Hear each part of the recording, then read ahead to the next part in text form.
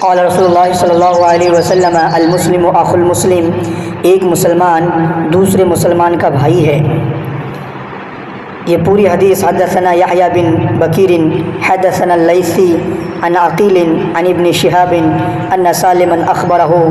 ان عبد اللہ بن عمر رضی اللہ عنہما اخبرہ ان رسول اللہ صلی اللہ علیہ وسلم قال المسلم اخو المسلم لا يظلمه ولا يسلمه ومن كان في حاجة أخيه كان الله في حاجته ومن فرج عن مسلم كربة فرج الله عنه كربة من كربات يوم القيامة ومن ستر مسلما ستره الله يوم القيامة۔ کہ ہم سے یحییٰ بن بکیر نے بیان کیا، کہا کہ ہم سے لیث نے بیان کیا، ان سے عقیل نے اور ان سے ابن شہاب نے، اور انہیں سالم نے خبر دی، اور انہیں عبداللہ ابن عمر رضی اللہ عنہما نے فرمایا کہ رسول اللہ صلی اللہ علیہ وسلم نے فرمایا ایک مسلمان دوسرے مسلمان کا بھائی ہے، بس اس پر ظلم نہ کرے اور نہ ظلم ہونے دے۔ جو شخص اپنے بھائی کی ضرورت پوری کرے اللہ تعالیٰ اس کی ضرورت پوری کرے گا۔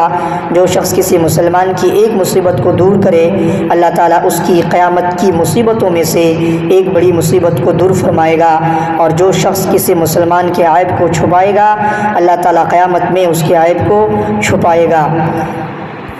اس حدیث کے اندر المسلم اخو المسلم، اللہ کے رسول صلی اللہ علیہ وسلم نے فرمایا کہ ایک مسلمان دوسرے مسلمان کا بھائی ہے۔